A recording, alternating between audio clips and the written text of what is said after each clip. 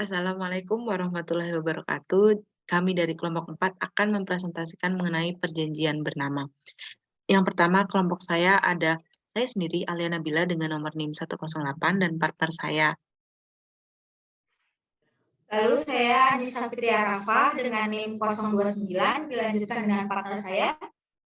Saya Rosia Aulia Rasyada dengan NIM 123. Selanjutnya, saya Rasa Aulia Rasyada dengan NIM 128.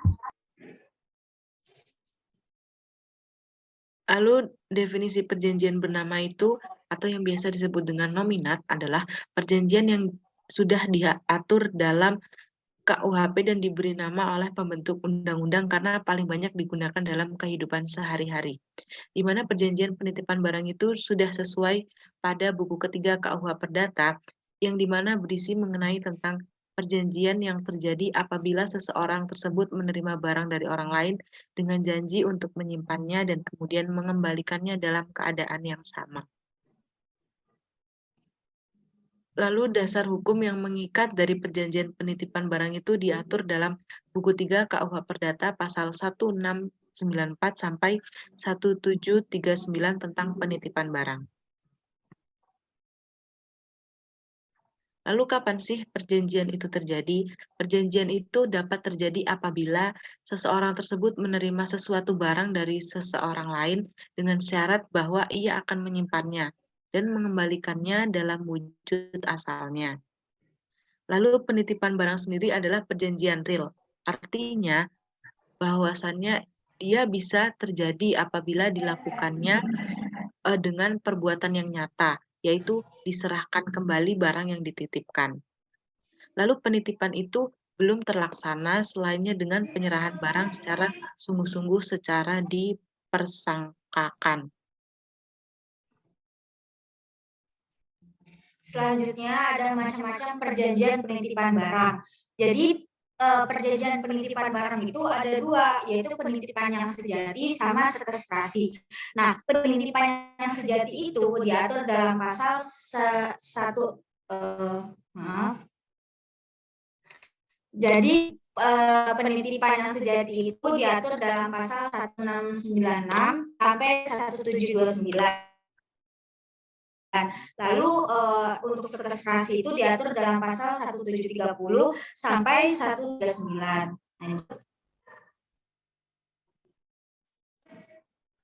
Nah, yang pertama itu ada penitipan barang yang sejati. Penitipan barang sejati dianggap dengan cuma-cuma jika tidak diperjanjikan sebaliknya. Objeknya itu hanya dapat mengenai barang-barang bergerak saja. Jadi objek dari penitipan barang yang sejati itu cuma barang-barang yang bergerak saja. Lalu ada perjanjian itu telah terlaksana selainnya dengan penyerahan barangnya secara sungguh-sungguh atau secara dipersangkakan. Dan penitipan ini itu dapat terjadi secara sukarela ataupun secara terpaksa. Nah, penitipan barang dengan sukarela itu terjadi karena sepakat bertimbal balik antara pihak yang menitipkan barang dan pihak yang menerima titipan, dan hanyalah dapat terjadi antara orang-orang yang mempunyai kecakapan untuk membuat perikatan tersebut. Lanjut. Lalu, penitipan karena terpaksa dilakukan oleh seorang karena timbulnya sesuatu malapetaka. Misalnya itu adanya kebakaran, lalu runtuhnya gedung-gedung, perampokan, karamnya kapal, air bah, dan lain-lain peristiwa yang tak tersangka. Dan menurut pasal 1706 KUH Perdata, itu mewajibkan si penerima titipan itu memeliharanya dengan minat yang sama, seperti ia memelihara barang-barangnya sendiri. Nah, lalu resiko apa sih dalam penitipan barang itu? Jadi resiko dalam penitipan barang ada di tangan pemilik, kecuali apabila yang menerima titipan itu telah lalai untuk mengembalikan barang. Bahkan ia tidak bertanggung jawab jika barangnya juga akan musnah seandainya telah berada di tangannya orang yang menitipkan barang. Ini tertera dalam pasal 1708 BW. Selanjutnya akan dibacakan oleh partner saya. Baik, selanjutnya di sini saya akan menjelaskan mengenai penitipan barang yang sejati. Contoh dari penitipan karena terpaksa yaitu ada penguasa lasmen. Penguasa lasmen ini bertanggung jawab atas barang-barang yang dibawa para tamu. Bertanggung jawab di sini maksudnya adalah atas terjadinya kerusakan, pencurian maupun pengurusan pada sesuai dengan pasal 1709 sampai dengan 1711. Nah, apabila orang dewasa menitipkan barang seseorang yang masih di bawah umur, dia hanya berhak menuntut mengembalikan barang selama barang ada di tangan yang di bawah umur.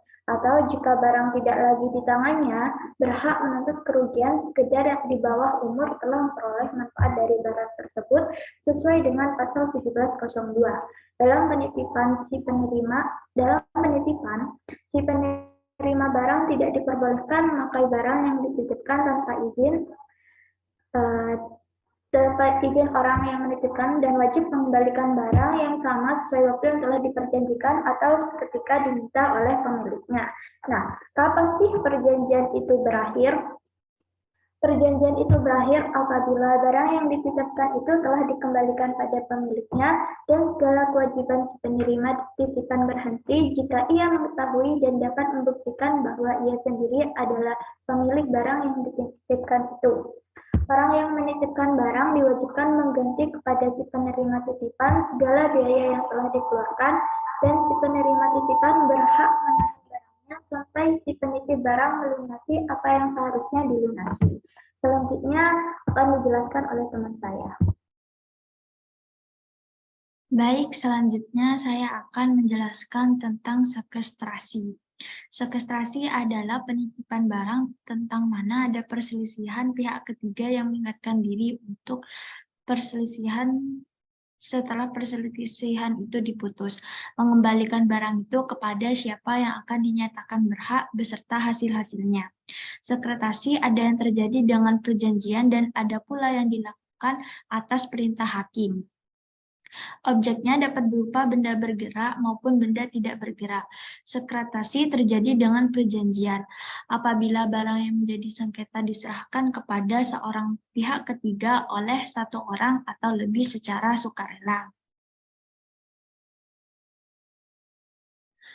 Si penerima titipan yang ditugaskan melakukan sekretasi tidak dapat dibebaskan dari tugasnya sebelum persengketaan diselesaikan, kecuali apabila semua pihak yang berkepentingan menyetujuinya atau apabila ada suatu alasan lain yang sah. Sekretasi atas perintah hakim terjadi jika hakim memerintahkan supaya atau barang tentang mana ada sengketa dititipkan kepada seorang. Hakim dapat memerintahkan sekretasi terhadap 1. Barang bergerak yang telah disita di tangannya debitur dengan konservatoir beslek. Yang kedua, barang bergerak maupun tidak bergerak tentang mana hak miliknya atau penguasaannya menjadi persengketaan. Yang terakhir, barang-barang yang ditawarkan oleh debitur untuk melunasi hutangnya. Selanjutnya saya serahkan kepada moderator. Oke, selanjutnya kami lanjutkan dengan perjanjian tidak bernama, yaitu perjanjian kerjasama franchise. Selanjutnya akan dibacakan oleh partner saya. Baik, mulai dari pengertian terlebih dahulu. Saya akan menjelaskan dari definisi perjanjian tidak bernama. Perjanjian tidak bernama adalah perjanjian yang belum diatur dalam KUH Perdata, tetapi terdapat di dalam masyarakat. Lahirnya perjanjian tidak bernama dimungkinkan karena buku 3 KUH Perdata mempunyai sistem terbuka dan asas kebebasan berkontrak, seperti diatur dalam pasal 1338 KUH Perdata. Definisi perjanjian franchise atau waralaba. Definisi waralaba diatur dalam pasal 1 angka 1 PP nomor 42 tahun 2007 tentang waralaba sebagai berikut. Waralaba adalah hak khusus yang dimiliki oleh orang perseorangan atau badan usaha terhadap sistem bisnis dengan ciri khas usaha dalam rangka memasarkan barang atau jasa yang telah terbukti berhasil dan dapat dimanfaatkan atau digunakan oleh pihak lain berdasarkan perjanjian waralaba.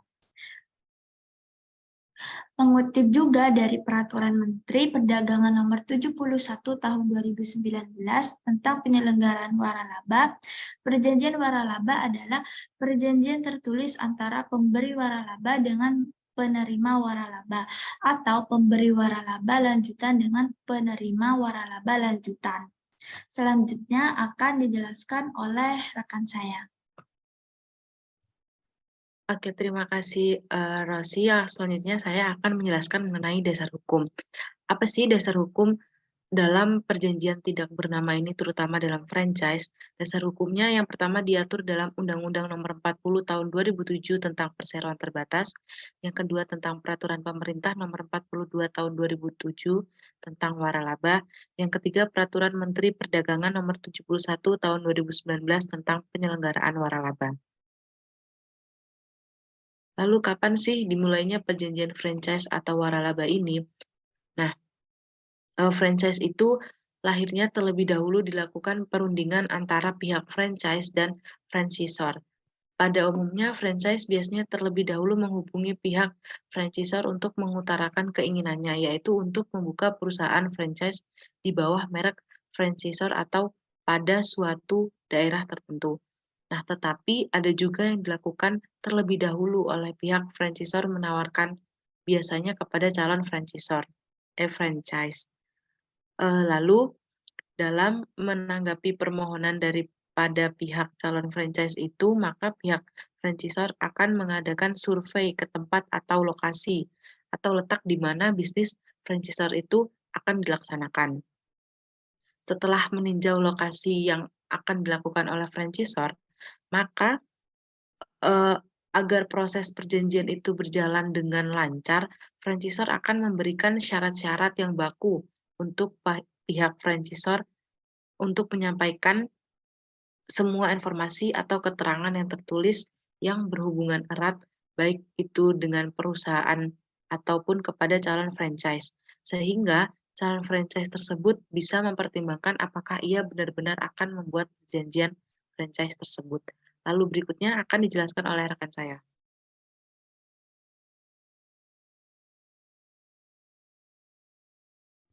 Selanjutnya, dimulainya perjanjian franchise itu juga franchisor wajib menyampaikan keterangan tertulis dan benar pada franchise kurang-kurangnya mengenai yang pertama, pemberi waralaba franchisor berikut keterangan mengenai kegiatan usahanya. Yang kedua, hak atas kekayaan intelektual atau penemuan atau ciri khas usaha yang menjadi objek waralaba atau franchise-nya. Selanjutnya, persyaratan-persyaratan yang harus dipenuhi penerima waralaba. Yang keempat, bantuan atau fasilitas yang ditawarkan pemberi waralaba kepada penerima waralaba. Yang kelima, hak dan kewajiban pemberi franchisor dan penerima waralaba. Dan yang terakhir ada pengakhiran, pembatalan, dan perpanjangan perjanjian waralaba, serta hal-hal yang lain diketahui penerima waralaba dalam rangka pelaksanaan perjanjian waralaba. Selanjutnya, syarat syahnya waralaba atau franchise. Dalam pembentukan perjanjian waralaba, syarat pertama yang harus dipenuhi adalah adanya subjek dan objek perjanjian, di mana yang menjadi subjek dalam hal ini adalah franchisor dan franchise. Sedangkan objeknya adalah lisensi. Lisensi itu merupakan pemberian hak cipta barang.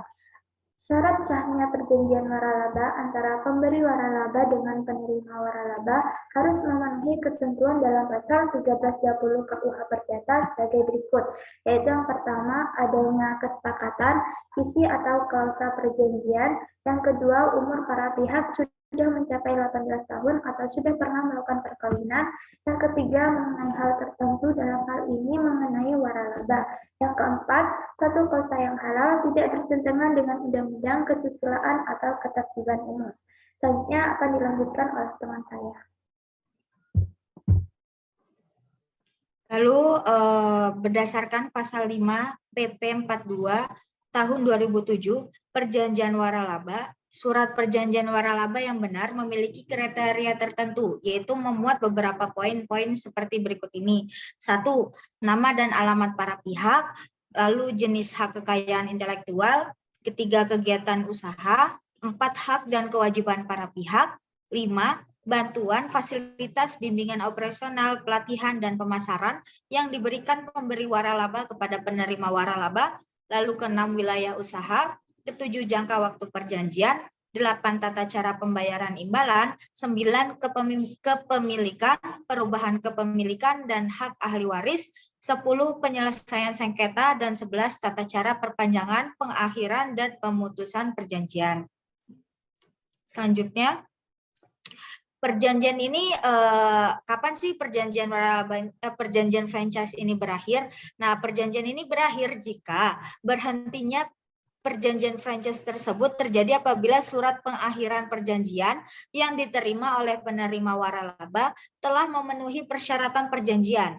Maka penerima waralaba tidak berhak lagi untuk menggunakan dan atau memasarkan produk atau jasa atas nama merek milik pemberi waralaba di kemudian hari, termasuk untuk mendapatkan keuntungan dari hasil penjualan produk atau jasa tersebut. Apabila setelah berakhirnya perjanjian tersebut, pihak penerima waralaba tetap menggunakan merek dari pemberi waralaba, maka dianggap telah terjadi persetujuan diam-diam atas kesepakatan awal atau silent agreement, sehingga pemberi waralaba tetap berhak menagih royalti dan atau hak lainnya yang diatur dalam perjanjian waralaba tersebut. Mungkin cukup sekian presentasi dari kelompok kami. Saya kembalikan kepada moderator. Oke, baik. Terima kasih kepada Rafa yang telah menyampaikan perjanjian waralaba itu berakhir. Jadi sekian dari kelompok kami. Kurang lebihnya kami minta maaf. Wassalamualaikum warahmatullahi wabarakatuh.